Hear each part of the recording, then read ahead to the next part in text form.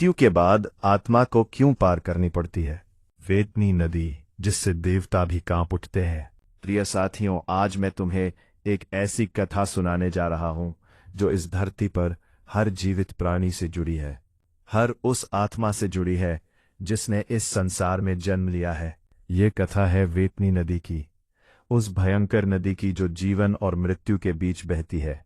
ये कथा स्वयं धर्मराज यमराज ने अपने मुख से सुनाई थी और आज वही कथा मैं तुम्हें सुनाने जा रहा हूं। नमस्कार प्रिय दर्शकों, मैं हूं वीके उर्फ विनोद और आप देख रहे हैं आपका अपना आध्यात्मिक चैनल विनोद लोधी D9H। दोस्तों, इस धरती पर जन्म लेने वाला हर प्राणी एक दिन उस मार्ग पर जाता है जहां से कोई लौटकर नहीं आया। लेकिन क्या आपने कभी सोचा, मृत्यु के बाद आत्मा कहाँ जाती है? वह कौन सी भयानक नदी है जिसे पार करते हुए देवता भी कांप उठते हैं? और क्या सच में हमारे कर्म ही उस नदी को पार कराते हैं? आज की यह कथा सिर्फ कहानी नहीं, बल्कि हर जीवित इंसान के लिए एक चेतावनी और शिक्षा है।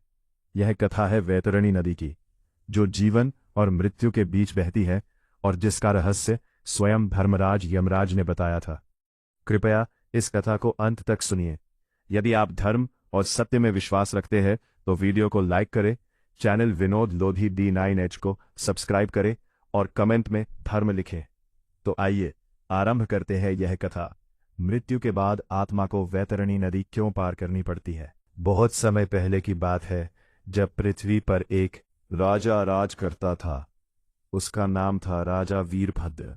वीरभद्र अपने पराक्रम के लिए जाना जाता था, अपनी तलवार की धार के लिए मशहूर था। उसने अनगिनत युद्ध जीते थे, अनगिनत राज्यों को अपने अधीन किया था। लेकिन उसके दिल में एक गुण था जो उसे सच्चा राजा बनाता था, और वो था न्याय। हाँ भाई, न्याय। राजा वीरभद्र अपनी प्रजा के साथ कभी अन्याय नहीं करता था। गरीब हो या अमीर, ब्राह्मण हो या शूद्र, सबके लिए उसके दरबार में न्याय बराबर था। लेकिन भगवान की लीला देखो, समय किसी का इंतजार नहीं करता, मौत किसी को नहीं बख्शती। एक दिन राजा वीरभद्र बीमार पड़ गया। कोई वैद्य, कोई हकीम उसे ठीक नहीं कर सका। राज्य में कोहराम मच गया, प्रजा रोने लगी।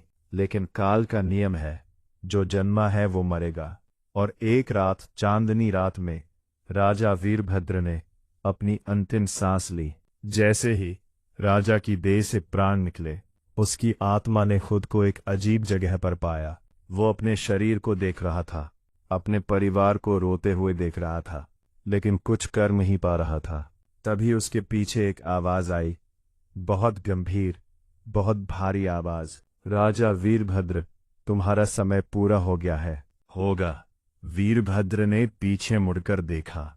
वहां खड़े थे यमराज के दूत, काले वस्त्र पहने, हाथ में पाश लिए। राजा घबरा गया।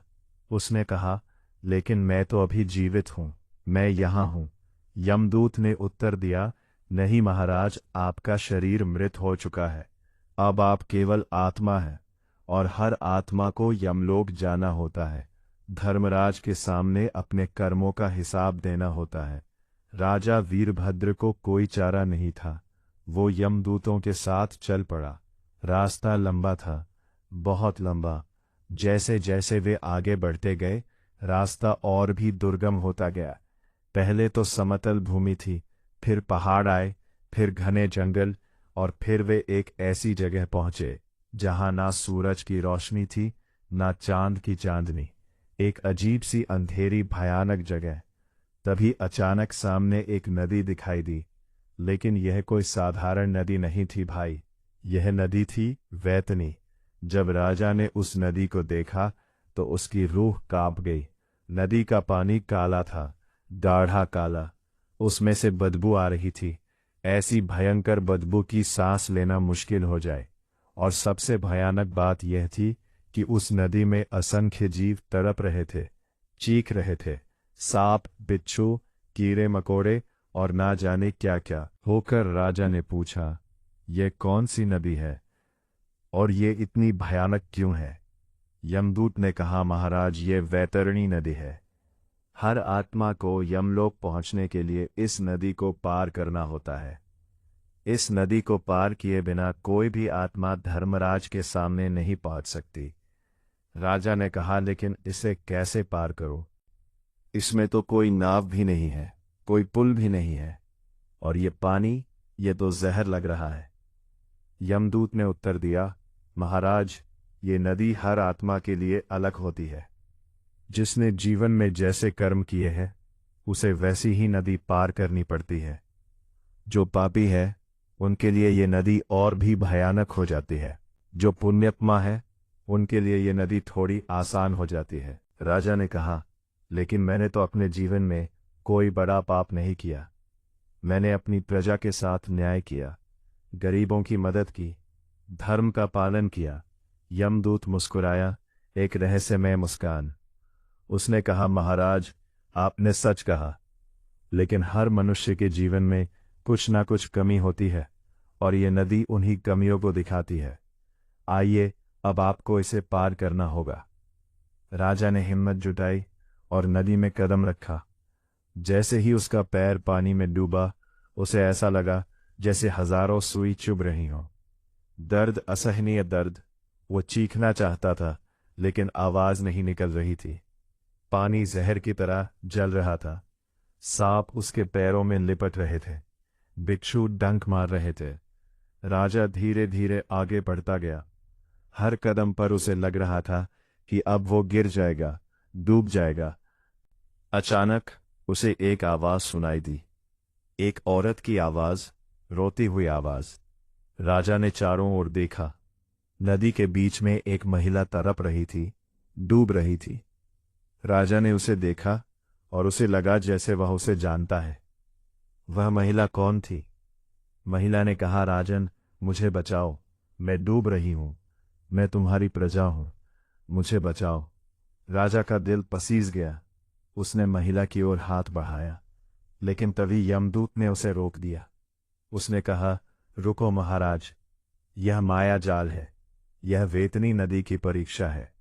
हर आत्मा को यहां अपने अतीत के उन कर्मों का सामना करना पड़ता है जो अधूरे रह गए, जिनमें गलती हुई। राजा ने कहा, लेकिन यह महिला कौन है? यमदूत ने कहा, सोचो महाराज, सोचो। तुम्हारे राज्य में एक बार एक गरीब विधवा आई थी। उसका बेटा किसी अमीर सेठ के बेटे से लड़ाई में मारा गया था। वो न्याय मांगने तुम्हारे दरबार आई थी, लेकिन उस दिन तुम किसी बड़े युद्ध की तैयारी में व्यस्त थे। तुमने उसे कहा था कि वो बाद में आए। वो रोती हुई गई और फिर कभी वापस नहीं लौटी। वो भूख और दुख से मर गई। यही वो विधवा है। राजा के माथे पर पसीना आ गया। उसे याद आ गया, हाँ, ऐसा हुआ था। उसने उस दिन उस महिला को समय नहीं दिया था। उसे लगा था कि ये एक छोटा मामला है, बाद में देखा जाएगा। लेकिन बाद में कभी मौका नहीं मिला और वह महिला की बात भूल गया। राजा की आंखों में आंसू आ गए। उसने कहा, मुझसे गलती हुई, मैं उसे न्याय नहीं दे पाया, मैं क्षमा चाहता हूं। जैसे ही राजा ने यह कहा, वो महिला की आकृति धीरे धीरे गायब हो गई और राजा को लगा कि नदी का पानी थोड़ा कम गर्म हो गया, थोड़ा कम जहरीला हो गया। यमदूत ने कहा, यही है वेतनी का रहस्य महाराज। ये नदी तुम्हारे कर्मों का दर्पण है। जब तुम अपनी गलतियों को स्वीकार करते रहो, तो ये नदी थोड़ी आसान हो जाती है। राजा आगे बढ़ता गया, लेकिन ये केवल शुरुआत थी। जैसे जैसे वह आगे बढ़ा, उसे और भी दृश्य दिखाई दिए। एक जगह उसे अपने सैनिक दिखे, वे सैनिक जो उसकी आज्ञा पर युद्ध में मारे गए थे। उन्होंने पूछा, राजन, हम तुम्हारे लिए मरे, हमारे परिवारों का क्या हुआ? तुमने उनकी देखभाल की? राजा ने कहा, हाँ, मैंने उनकी देखभाल की, लेकिन शायद पर्याप्त नहीं, मुझे और करना चाहिए था। फिर उसे एक और दृश्य दिखा। उसके राज्य में एक बार अकाल पड़ा था। राजा ने अनाज बांटा था, लेकिन पर्याप्त नहीं था। कुछ लोग भूख से मर गए थे। वे आत्माएं भी वहां थी। सवाल करती हुई हर दृश्य के साथ राजा का दिल भारी होता जा रहा था। उसे लग रहा था कि वह डूब जाएगा, लेकिन वह रुका नहीं। वो आगे बढ़ता गया। अपनी गलतियों को स्वीकार करता गया, क्षमा मांगता गया, और आखिरकार बहुत कठिनाई के बाद राजा नदी के उस पार पहुंच गया। जैसे ही उसने उस पार कदम रखा, उसकी सारी पीड़ा, सारा दर्द गायब हो गया। वो एक समतल भूमि पर था। सामने एक विशाल भवन था, जिसकी चमक से पूरा स्थान प्रकाशित था। यमदूत ने कहा, महाराज, यही है यमलोक, और वह भवन है धर्मराज यमराज का दरबार। अब आपको उनके सामने जाना है। राजा आगे बढ़ा। जैसे ही वह दरबार में पहुंचा, उसने देखा कि एक विशाल सिंहासन पर धर्मराज यमराज विराजमान थे। उनका रूप भयानक था, लेकिन साथ ही न्यायप्रिय भी। उनकी आंखों में करुणा थी, लेकिन न्याय का दृढ़ संकल्प भी।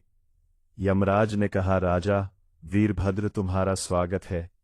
नदी पार की, अब तुम्हें अपने कर्मों का हिसाब देना होगा। राजा ने हाथ जोड़े और कहा, प्रभु, मैं आपके सामने हूं। मैं जानता हूं कि मैंने अपने जीवन में कई गलतियां की हैं। वेतनी नदी ने मुझे वह सब दिखा दिया। यमराज मुस्कुराए। उन्होंने कहा, राजन, तुम्हें पता है कि वैतरणी नदी क्यों है? राजा ने कहा, नहीं प्रभु, मैं नहीं जानता, कृपया आप मुझे बताएं। और तब धर्मराज यमराज ने वो रहस्य सुनाया जो हर आत्मा को जानना चाहिए। यमराज ने कहा, सुनो राजन, और सुनो ध्यान से। वेतनी नदी कोई साधारण नदी नहीं है। ये नदी मनुष्य के कर्मों की नदी है। जब परमात्मा ने इस सृष्टि की रचना की, तब उन्होंने मनुष्य को कर्म करने की स्वतंत्रता दी। लेकिन हर कर्म का फल होता है। अच्छे कर्म का अच्छा फल, बुरे कर्म का बुरा फल। ये सृष्टि का नियम है। लेकिन मनुष्य को ये नियम समझ नहीं आता। वह जीवन में कर्म तो करता रहता है, लेकिन उनके परिणाम के बारे में नहीं सोचता। वह सोचता है कि मृत्यु के बाद सब कुछ खत्म हो जाएगा। लेकिन नहीं, मृत्यु अंत नहीं है। ये एक नई शुरुआत है। जब कोई आत्मा शरीर छोड़ती है, तो उसे यहां आना होता है, मेरे पास न्याय के लिए। लेकिन सीधे मेरे पास आने से पहले उसे अपने कर्मों का सामना करना होता है। और यही है वेतनी नदी का उद्देश्य। यमराज ने आगे कहा, वेतनी नदी में जो पानी है, वो सामान्य पानी नहीं है। वो पानी है मनुष्य के पापों का, उसकी गलतियों का, उसके अधूरे कर्मों का। हर गलत काम, हर झूठ, हर अन्याय, हर वो पल जब तुमने किसी को दुख दिया, किसी का हक मारा, किसी के साथ अन्याय किया, वो सब इस नदी में मिल जाता है। और जब आत्मा इस नदी को पार करती है, तो उसे अपने हर कर्म का, हर गलती का सामना करना पड़ता है। नदी में जो जीव हैं, वे सांप, बिच्छू, कीड़े, वे सब तुम्हारे बुरे कर्मों के प्रतीक हैं।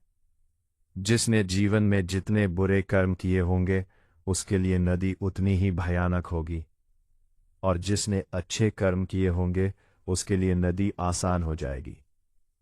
राजा ने पूछा, लेकिन प्रभु, अगर कोई बहुत पापी है, बहुत बुरा है, तो क्या वो इस नदी को पार ही नहीं कर पाएगा? यमराज ने कहा, नहीं राजन, हर आत्मा को इस नदी को पार करना ही होता है। लेकिन पापी आत्माओं को बहुत कष्ट सहना पड़ता है। कुछ आत्माएं सैकड़ों साल तक इस नदी में तड़पती रहती हैं। उन्हें हर पल अपने पापों का दंश झेलना पड़ता है, और तब कहीं जाकर वे उस पार पहुंच पाती हैं। लेकिन जो पुण्यात्मा होते हैं, जिन्होंने जीवन में अच्छे कर्म किए होते हैं, दान किया होता है, दूसरों की मदद की होती है, धर्म का पालन किया होता है, उनके लिए यह नदी आसान हो जाती है। कुछ पुण्य आत्माओं के लिए तो यह नदी एक शांत झील की तरह हो जाती है, जिसे वे आसानी से पार कर लेते हैं। राजा ने पूछा, प्रभु, तो क्या इस नदी को पार करने का कोई उपाय है? कोई ऐसा काम जो मनुष्य जीवन में कर सके, ताकि मृत्यु के बाद यह नदी उसके लिए आसान हो जाए। यमराज की आंखों में एक चमक आई। उन्होंने कहा, हाँ राजन, उपाय है, और वो उपाय बहुत सरल है, लेकिन अफसोस मनुष्य इस सरल उपाय को भूल जाता है। पहला उपाय है गोदान। गाय को हिंदू धर्म में बहुत पवित्र माना गया है। गाय में सभी देवताओं का वास है। जो मनुष्य अपने जीवन में गोदान करता है, मृत्यु के बाद वो गाय उसे वैतरणी नदी पार करने में मदद करती है। गाय की पूंछ पकड़कर आत्मा आसानी से नदी पार कर लेती है। दूसरा उपाय है तिल का दान। तिल को दान करने से भी वैतरणी नदी पार करना आसान हो जाता है। तीसरा और सबसे महत्वपूर्ण उपाय है सत्कर्म। अच्छे कर्म करो, किसी को दुख मत दो, गरीबों की मदद करो, अनाथों का सहारा बनो, विधवाओं की रक्षा करो, न्याय करो, सच बोलो, किसी का हक मत मारो। यह सब करोगे तो वैतरणी नदी तुम्हारे लिए एक सरल रास्ता बन जाएगी। राजा ने सिर झुकाया। उसने कहा, प्रभु, मैं समझ गया।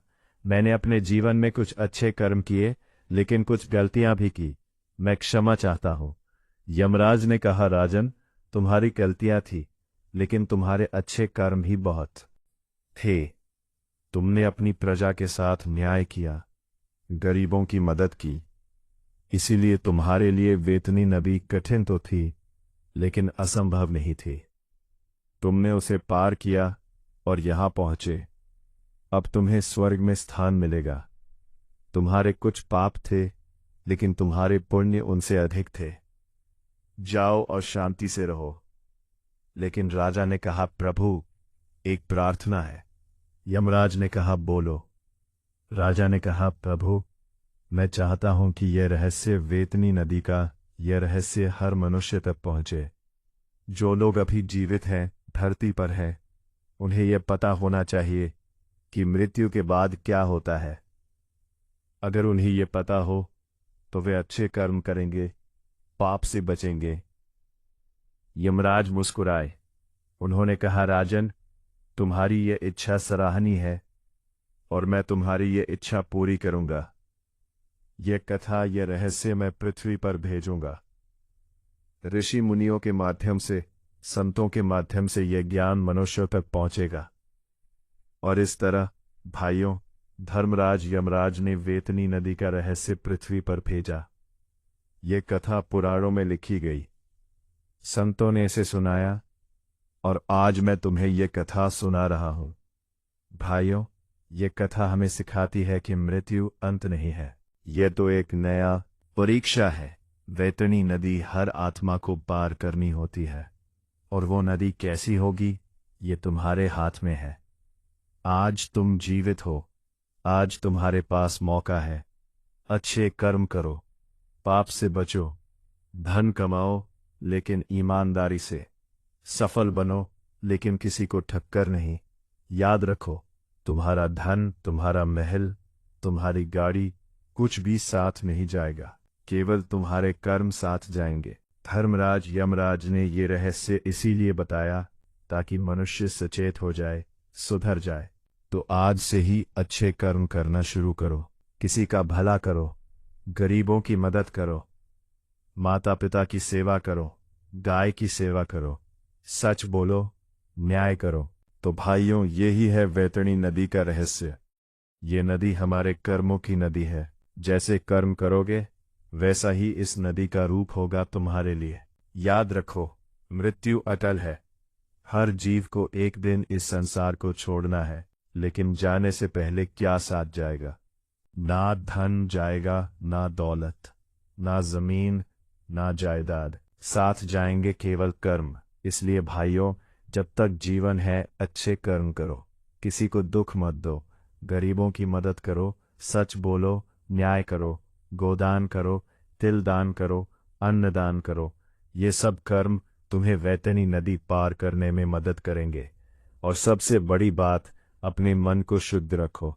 मन में किसी के प्रति द्वेष मत रखो, ईर्ष्या मत करो, लालच मत करो। शुद्ध मन और अच्छे कर्म, यही है मोक्ष का मार्ग। धर्मराज यमराज की यही शिक्षा है, यही संदेश है। आदरणीय श्रोताओं, अगर इस कथा ने आपको प्रेरित किया हो तो कृपया इसे लाइक और शेयर करना ना भूलें। आपके विचार हमारे लिए अमूल्य हैं। इसलिए अपनी प्रतिक्रिया कमेंट बॉक्स में जरूर लिखें। जय श्री कृष्णा के माध्यम से अपने श्रद्धा भाव व्यक्त करें। आपका सहयोग और समर्थन हमें आगे बढ़ाता है। जय श्री राम। धर्मराज यमराज की जय। सत्य की जय। धर्म की जय।